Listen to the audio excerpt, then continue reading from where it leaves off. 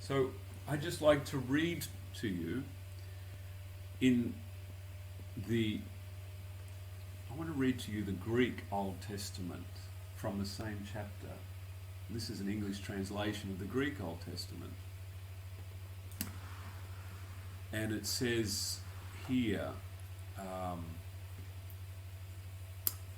verse 4, now reading in the Greek Old Testament, he bears our sins and is pained for us, yet we accounted him to be in trouble and in suffering and in affliction.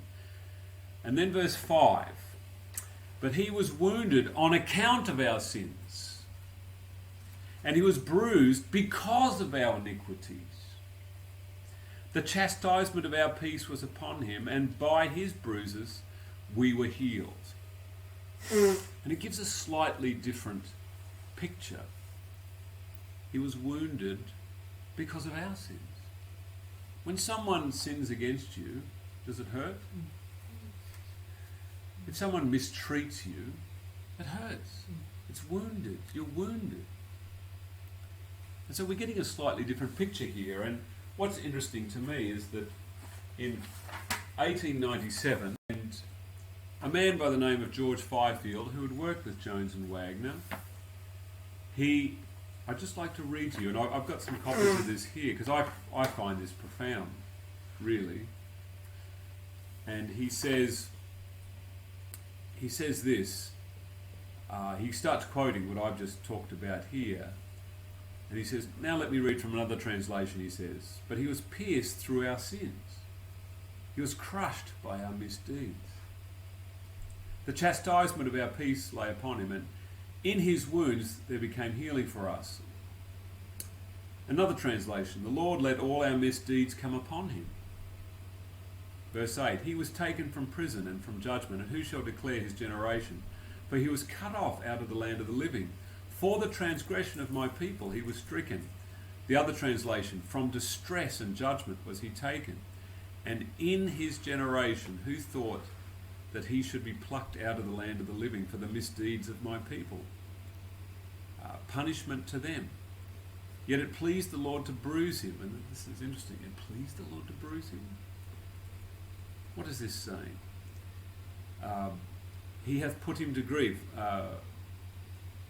He hath put him to grief. When thou shalt make his soul an offering for sin, he shall see his seed, he shall prolong his days, and the pleasure of the Lord shall prosper in his hand. Translation, it pleased the Lord to let him be crushed.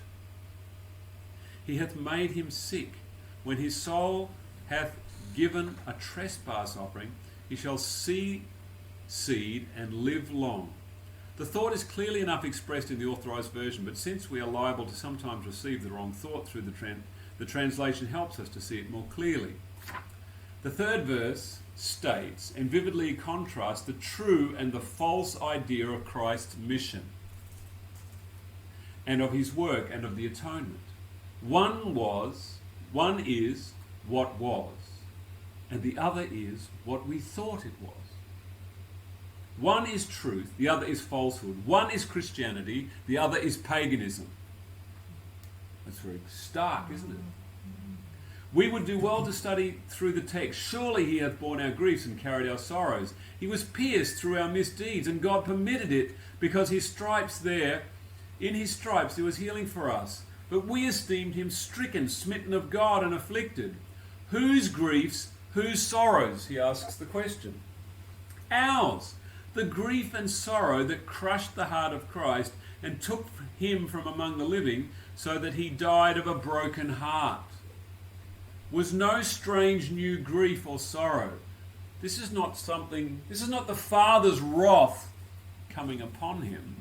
This is our griefs, our sorrows, our sinfulness. It crushed him.